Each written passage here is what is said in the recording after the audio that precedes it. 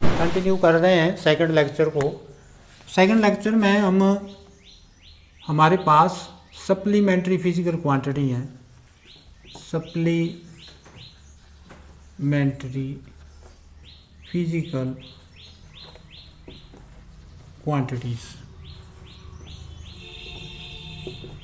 Supplementary physical quantities में हमारे पास इसमें आता है पहले प्लेन एंगल। प्लेन एंगल, अब प्लेन एंगल क्या है? जो प्लेन के ऊपर बना एंगल है वो प्लेन एंगल है, और इसको मापते हैं रेडियन में। मेजरमेंट्स, जो मेजरमेंट्स है इसकी वो क्या है? रेडियन। सिंबल इसका हुआ RAD। अब इसके बाद दूसरा है solid angle.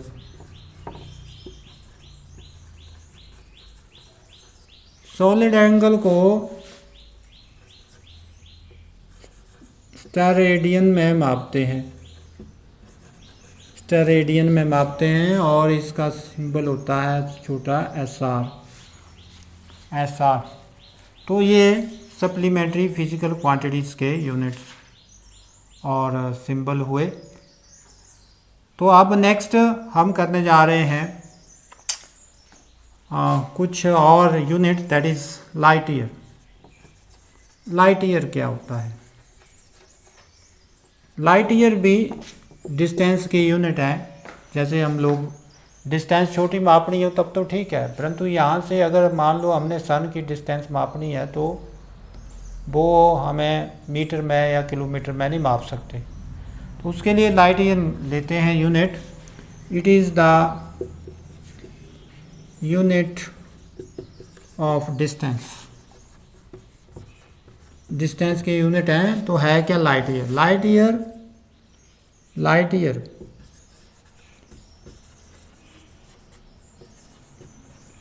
is the distance traveled by the light in 1 year। 1 year।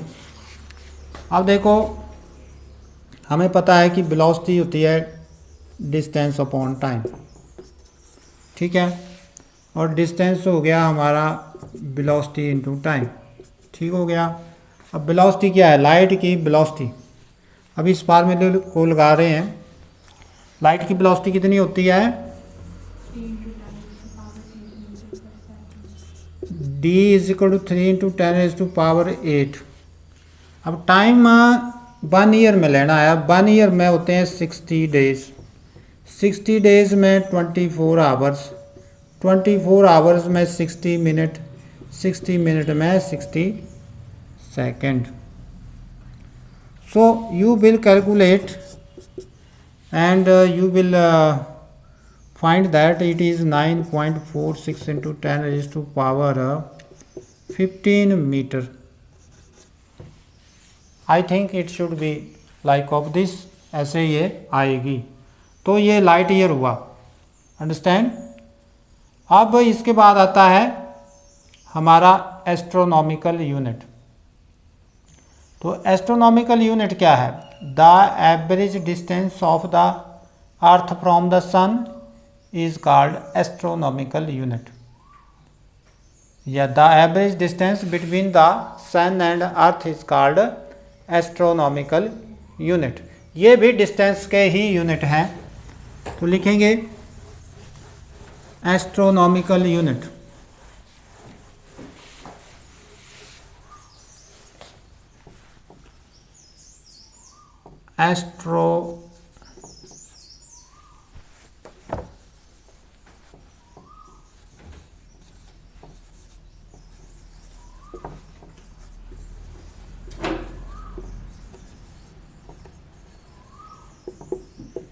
Astronomical unit. अब एस्ट्रोनॉमिकल यूनिट क्या हुए? The average distance between the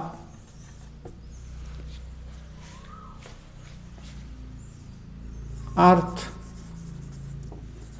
and sun is called astronomical unit. Astronomical unit. अब 1 एस्ट्रोनॉमिकल यूनिट किसके बराबर होता है? That is 1.496 into 10⁻11 metre, इसके बराबर होता है। तो ये दूसरे आए। उसके बाद है पार्सक। पार्सक पार्सक क्या है?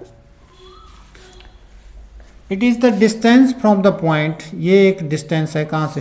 पॉइंट से, इस पॉइंट से, ठीक है। ये डिस्टेंस है, इसका हमें पता नहीं है, ये डिस्टेंस ही पार्सक होगी। Eight which the an arc of, एक आर्क है कितने की? 1 एस्ट्रोनॉमिकल यूनिट की। Subtend an angle of 1 second, 1 second का एंगल सबटेंड कर रही है। आर्क कितनी है? 1.96 × 10⁻11 मीटर की है ये, ठीक है।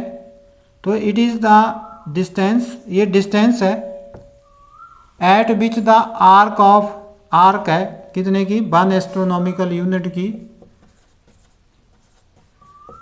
That subtends the angle of 1 second, 1 second का एंगल वो सबटेंड कर रही है। अंडरस्टैंड? तो 1 सेकंड में हम पहले जैसे एंगल क्या होता है? एंगल होता है आर्क अपॉन रेडियस, ठीक है।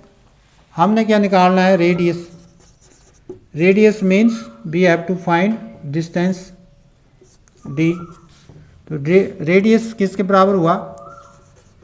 Arc upon theta. आर्क का तो पता है 1.496 इंटू 10⁻11 ये है। अब थीटा क्या है? थीटा 1 सेकंड में अब डिग्री में बदलना है, रेडियन में बदलना है इसको।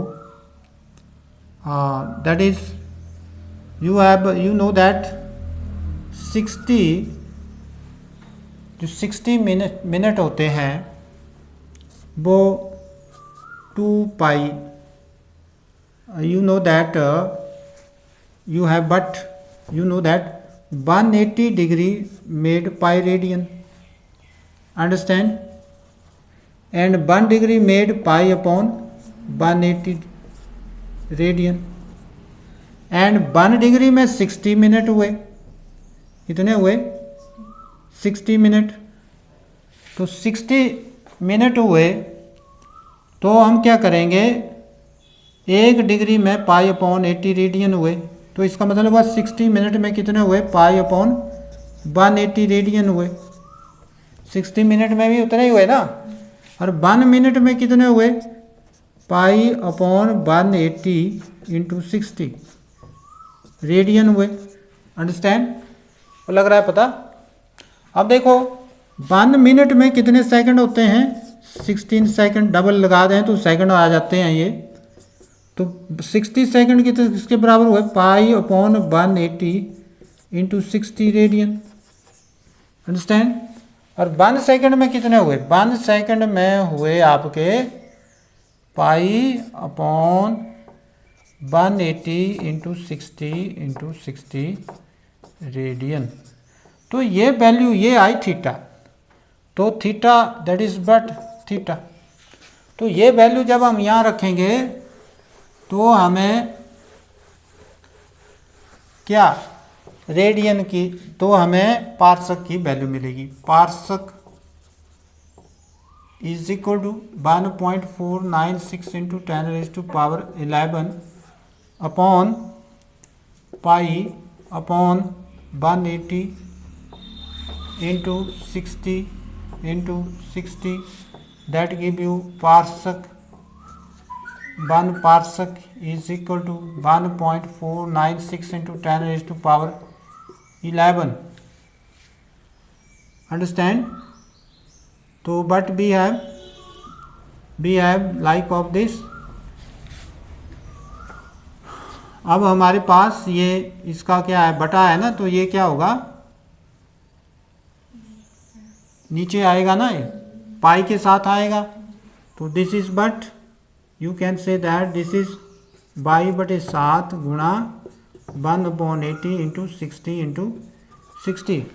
क्या वैल्यू आई है इसकी, 3.08 into 10 raised to power 16। ये इसको ऐसे किया है ना, 3.08 into 10 raise to power metre. तो 1 पार्सक जो है दैट इज दिस, इसका बटा 1 होता है ना, तो जब ऊपर जाता है तो ये फिर पाई के साथ नीचे आ गया, पाई हो गया 22/7। तो ये देखो हमने 1 पार्सक भी निकाल लिया, ठीक है, 1 लाइट ईयर भी निकाल लिया, that is but is 1 light year value is 9.46 into 10 raise to power 15 metre, ये भी निकाल लिया। और हमने you have find but 1 astronomical unit and that is 1.496 into 10 raise to power 11 metre. तो ये सारे के सारे जो हैं what is unit of distance, unit of distance, large distance के यूनिट है। ये याद रखना, कई बार क्वेश्चन आ जाता है कि light year is the unit of but distance के हैं, तो लाइट ईयर को हम बोलेंगे कि ये जो है ये किसी और के यूनिट है। अंडरस्टैंड? तो light year is the unit of distance, 1 astronomical is the unit of distance, 1 पार्सक is also the unit of distance. तो इस ढंग से तो ये यूनिट के बारे में हमारा ऑलमोस्ट जो टॉपिक है वो कंप्लीट हो रहा है। अब हम एडवांटेजेस देखेंगे कि एसआई यूनिट की क्या एडवांटेजेस हैं या इम्पोर्टेंस हैं। तो फर्स्ट ऑफ ऑल कि एसआई यूनिट जो है वो हमारा रैशनल सिस्टम ऑफ यूनिट है। क्या है?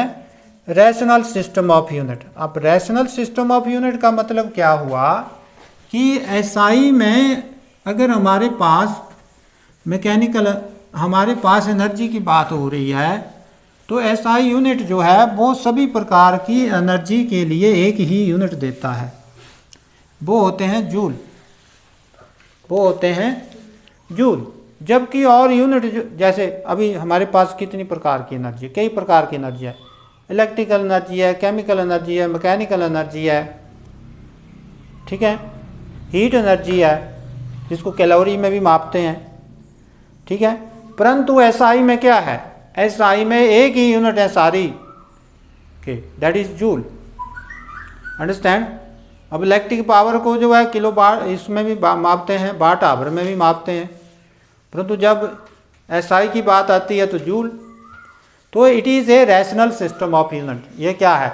रैशनल सिस्टम ऑफ यूनिट है कि यहाँ एक जैसा ही एक ही यूनिट होंगे एक फिजिकल क्वांटिटी के, चाहे उसकी टाइप्स कितनी हो जाएं। फर्स्ट पॉइंट हो गया क्लियर। अब दूसरा पॉइंट है कि it is a coherent system of unit. Coherent का मतलब क्या है? कोहेरेंट का मतलब ये है कि यहाँ पर हम जो ड्राइव्ड फिजिकल क्वांटिटी हैं वो फंडामेंटल फिजिकल क्वांटिटी से ड्राइव कर रहे हैं। जैसे अब देखो वेलोसिटी, वेलोसिटी क्या है? Distance upon time. डिस्टेंस क्या है? Fundamental quantity. टाइम क्या है? वो भी फंडामेंटल है। तो यहाँ क्या है? डिस्टेंस अपॉन टाइम जो आ रहा है वो फंडामेंटल फिजिकल क्वांटिटी है।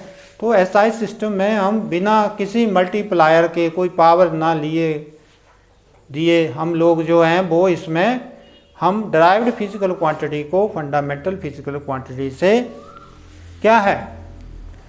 फाइंड आउट कर सकते हैं। अंडरस्टैंड? आ रही बात समझ में? नेक्स्ट जो है हमारा नेक्स्ट है कि it is a matric system. Matric system of unit है कि इसमें 10 टू पावर इन्वॉल्व होती है। अब हमें पता है कि 1 न्यूटन कितने डायन के बराबर होता है? 10 to power 5। हाँ, 10 टू पावर 5 डायन के बराबर होता है। 9th क्लास में आप लोगों ने पढ़ा हुआ है कि 1 newton is equal to 10 to power 5 dyne के बराबर एनसीईआरटी में। अंडरस्टैंड? तो मैट्रिक सिस्टम इन्वॉल्व इसमें पावर इज इन्वॉल्व 10⁵ ये वो अंडरस्टैंड, और it is closely related to the CGS system of unit, कि ये सीजीएस सिस्टम ऑफ यूनिट से क्लोजली रिलेटेड है। अब जैसे 1 newton is equal to 10⁵ dyne, तो डाइन जो है वो कौन से यूनिट हैं, डाइन जो है वो न्यूटन तो हुआ हमारा एसआई यूनिट और डाइन क्या हुए सीजीएस, तो न्यूटन एसआई हुआ, डाइन क्या हुआ सीजीएस, तो इसलिए हमारा एसआई सिस्टम जो है वो सीजीएस सिस्टम से क्या है रिलेटेड है। तो 4 पॉइंट्स, 4 इंपॉर्टेंस लिखने जा रहे हैं हम लोग। Importance of SI system of units. First is, it is a rational system. Second is, it is a coherent system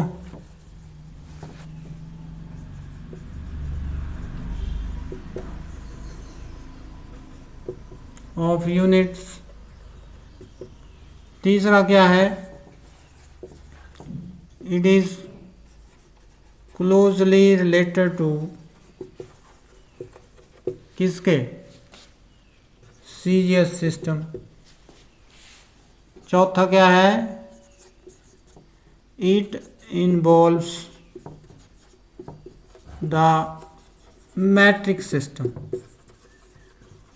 इसमें क्या है मैट्रिक सिस्टम इन्वॉल्व है, अंडरस्टैंड। अब ये तो हमारा हुआ यूनिट्स के बारे में। अब बात हमारी आती है डायमेंशंस की। नेक्स्ट टॉपिक हमारा चलने जा रहा है, उसका नाम है डायमेंशंस। तो डायमेंशंस का पहले पता होना चाहिए कि डायमेंशंस क्या है। फर्स्ट ऑफ ऑल डायमेंशंस,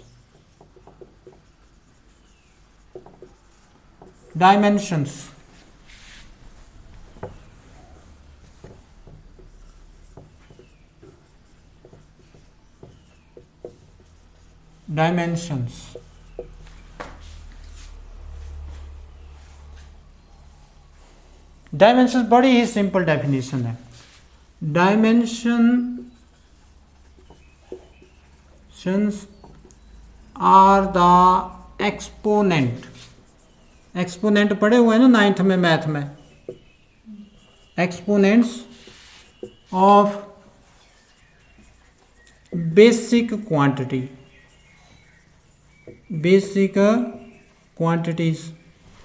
जो बेसिक क्वांटिटीज के क्या है एक्सपोनेंट्स हैं, that enter into expression.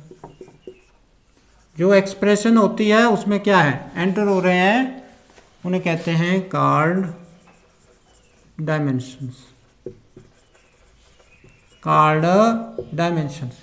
Dimensions are the exponents of basic quantities. अब बेसिक क्वांटिटीज क्या हुई, फंडामेंटल फिजिकल क्वांटिटीज, लेंथ है, मास है, टाइम है, ठीक है। अब बेसिक क्वांटिटीज क्या है, फंडामेंटल फिजिकल क्वांटिटी। जैसे लेंथ के डायमेंशंस,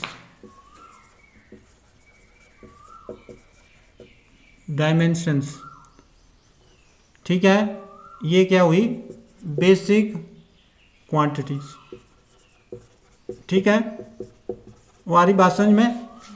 अब लेंथ है, लेंथ का क्या है एल, ऐसे रिप्रेजेंट करना है कैपिटल एल से। उसके बाद आता है टाइम को कैसे रिप्रेजेंट करना है टी। एक्सपोनेंट्स क्या है इसका, एक्सपोनेंट्स है 1, अंडरस्टैंड। एक्सपोनेंट्स क्या है इसका एक्सपोनेंट्स क्या है। और उसके बाद आता है मास को भी कैपिटल एम से रिप्रेजेंट करना है। उसके बाद आता है आपका क्या टेम्परेचर, टेम्परेचर को किससे रिप्रेजेंट करना है, के से, ठीक है। उसके बाद आता है करंट, करंट को रिप्रेजेंट करना है कैपिटल ए से,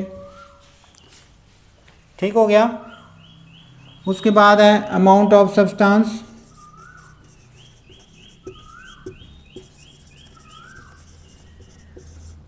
उसमें आपको रिप्रेजेंट करना है मोल, ऐसे मोल। और उसके बाद है ल्यूमिनेस इंटेंसिटी, इसको सी डी से, किससे, सी डी से, ल्यूमिनेस इंटेंसिटी, सी डी से नहीं आई से रिप्रेजेंट करते हैं इसको, आई से, ल्यूमिनेस इंटेंसिटी। तो इस ढंग से हम लोग बेसिक क्वांटिटीज के हम लोगों ने डायमेंशंस निकाल लिए हैं। अब जो आगे आता है कि डायमेंशनल फार्मूला क्या है। पहले डायमेंशनल फार्मूला, डायमेंशनल फार्मूला क्या है, ये जो एक्सप्रेशन है जो डायमेंशंस को रिप्रेजेंट कर रही है वो ही डायमेंशन फार्मूला है उस फिजिकल क्वांटिटी का। तो डायमेंशन फार्मूला क्या हुआ, the expression which represents the dimensions of physical quantity is called dimension formula. Understand, the physical quantity ना, द एक्सप्रेशन है ये, the expression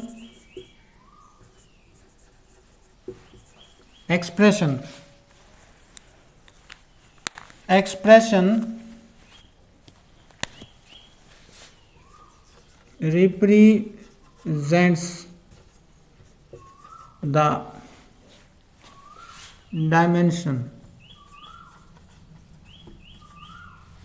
the expression represents the dimension of given physical quantity is called dimensional formula. क्या हुआ, dimensional formula. For example, जैसे dimension formula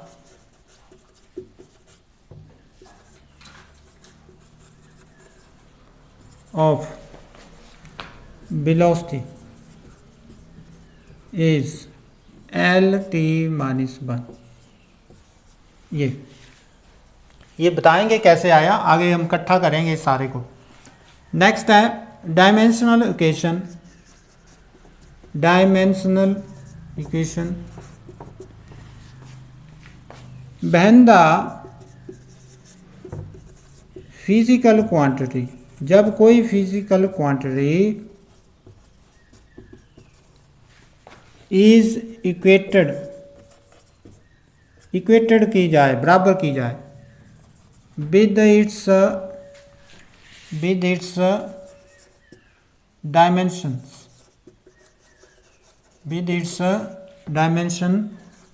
called dimensional equation, called dimensional equation. जैसे कि अभी हमारे पास वेलोसिटी है, वेलोसिटी को इक्वेट कर दिया इसके डायमेंशनल फार्मूले से LT माइनस 1, तो ये क्या बनी, फॉर एग्जाम्पल ये बनी डायमेंशनल इक्वेशन। तो तीन चीज़ें हैं जो अक्सर पूछी जाती हैं, जैसे कल क्वेश्चन पूछा गया है कि डायमेंशनल फार्मूला क्या है। द एक्सप्रेशन रिप्रेजेंट्स, जो आपकी वर्कशीट है, the expression represents the dimension of a given physical quantity is called dimensional formula। अब नेक्स्ट आता है प्रिंसिपल ऑफ होमोजेनिटी, कि प्रिंसिपल ऑफ होमोजेनिटी क्या है। प्रिंसिपल ऑफ होमोजेनिटी ये बोलता है कि dimensions of each terms in A equation must be same, कि डायमेंशंस जो है हर एक फिजिकल क्वांटिटी के किसी भी इक्वेशंस में क्या होना चाहिए, सेम होने चाहिए फ्रॉम बोथ साइड। अंडरस्टैंड। तो principle of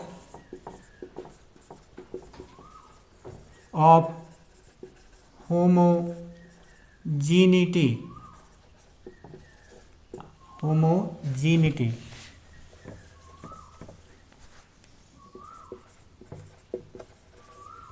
principal of homogeneity, तो लिखेंगे this principle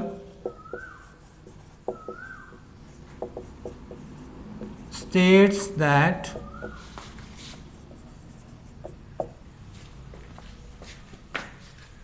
dimension of each term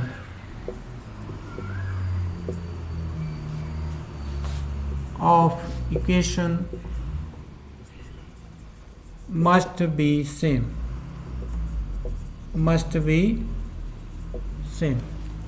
This principle states that dimension of each term of equation must be same. इसका मतलब क्या हुआ? For example, we have a relation that is but s is equal to ut plus half at square. ठीक है, तो इसके dimension से, क्योंकि ये लेंथ है, इसकी डायमेंशन से करेंगे आगे हम, ये एल आने चाहिए अगर ये इक्वेशन ठीक है। इन दोनों के भी क्या आने चाहिए, एल, और इनके भी क्या आने चाहिए, 1/2 एल आने चाहिए। यहाँ 2 का कोई मतलब नहीं है। डायमेंशन देखो, इसके भी सेम है, इसके भी सेम है, इसके भी सेम है। तो क्या है, this principle states that dimension of each term of equation है ना, फिजिकल इक्वेशंस या फिजिकल रिलेशंस भी लिख सकते हैं, या इक्वेशंस हैं। आ रही बात समझ में? या कोई formula of equation must be same from both side, दोनों साइड से ही। या देखो एस के एल, इसके भी एल, इसके भी एल, तो this is but principal of homogeneity.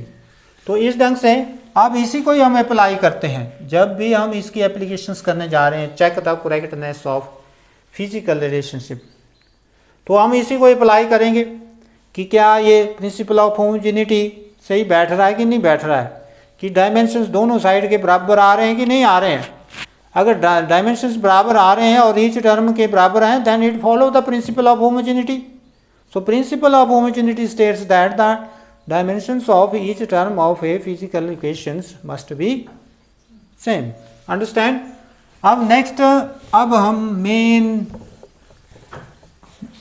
चीज़ के ऊपर आ रहे हैं जो सबसे इम्पोर्टेंट है, उसमें मैं इन सभी को इकट्ठा कर रहा हूँ। अब हम लिखने जा रहे हैं फिजिकल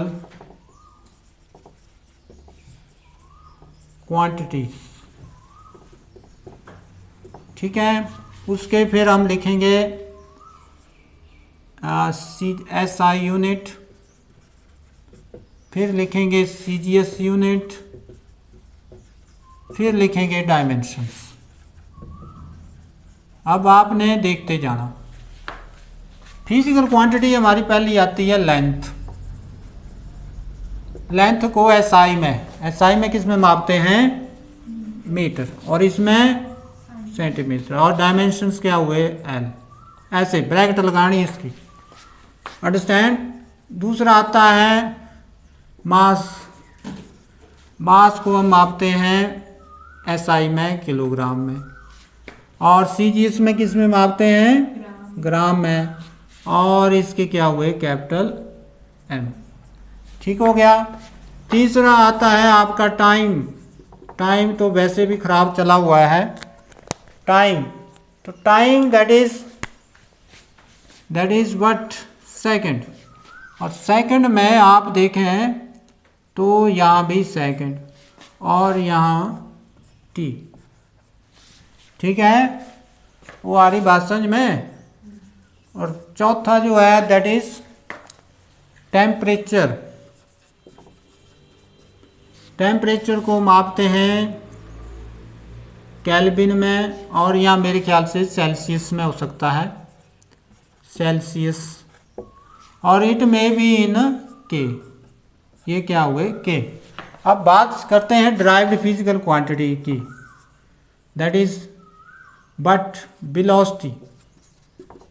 अब वेलोसिटी का फार्मूला, यहाँ फार्मूला लिखना पड़ेगा, formula that is b is equal to displacement upon time, displacement upon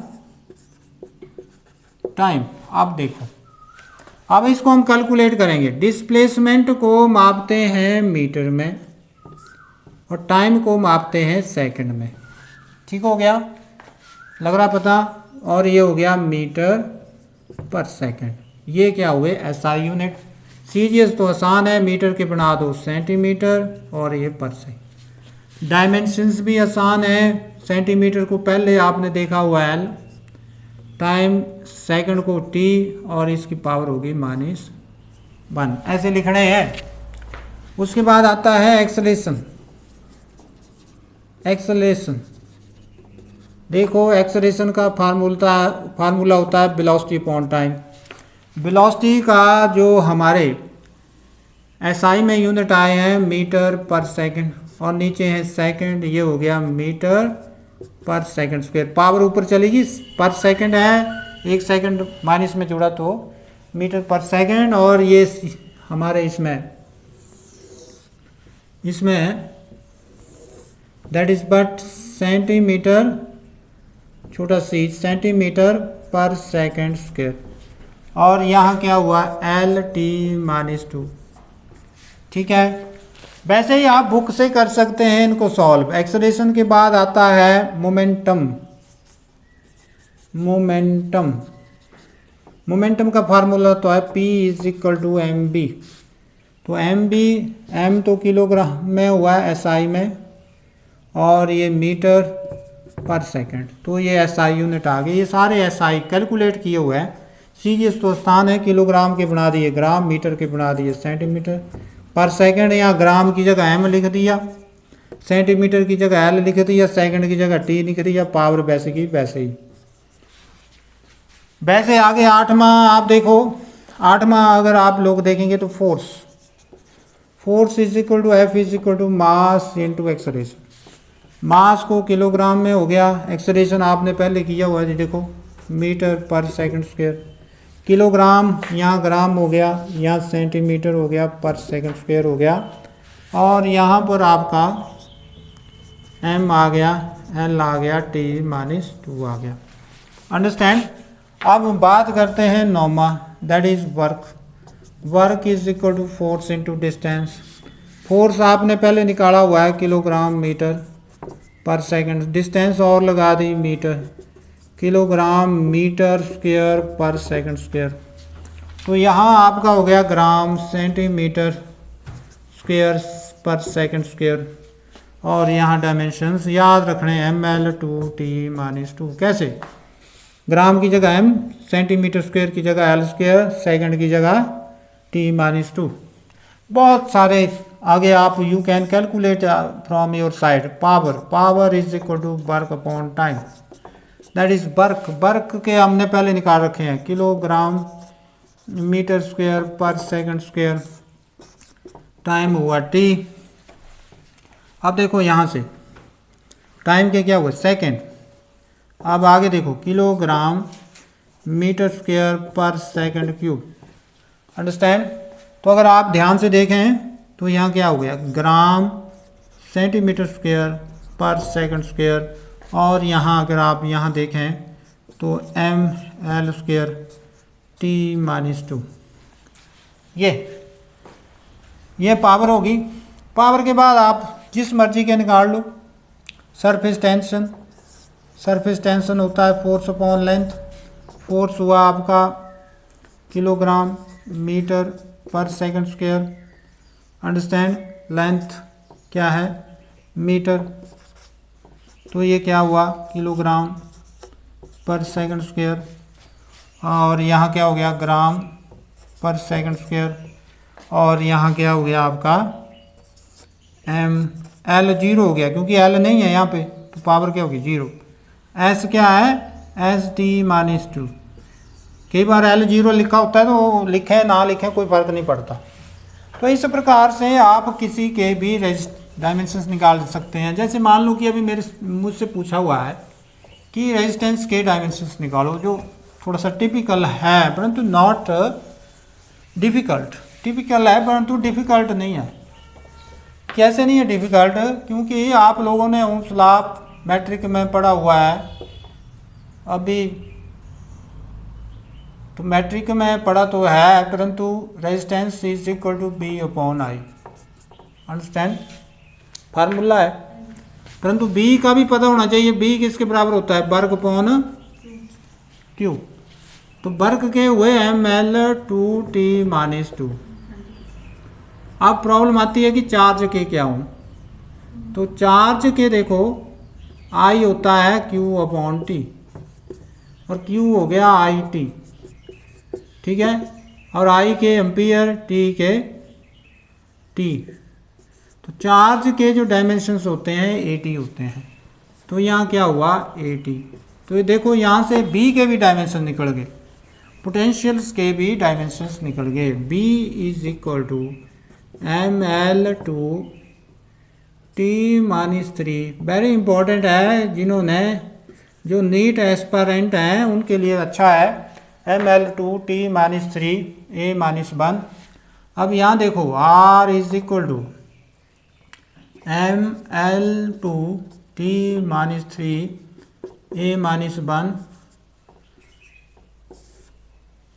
a-1 और नीचे क्या है? a। Understand? So r is equal to ml/t-3 a-2। ये डायमेंशंस आ गए, क्योंकि ये कहाँ चला गया? ऊपर। तो इस ढंग से ये आपने जितने भी डायमेंशंस दिए हुए हैं बुक्स में हैं वो आपने करने हैं, मेथड यही फॉलो करना है।